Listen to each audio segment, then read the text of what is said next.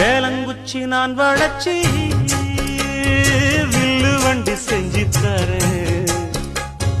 வண்டியில வஞ்சி வந்தா வள்ளச்சி கட்டி கொஞ்சம் வர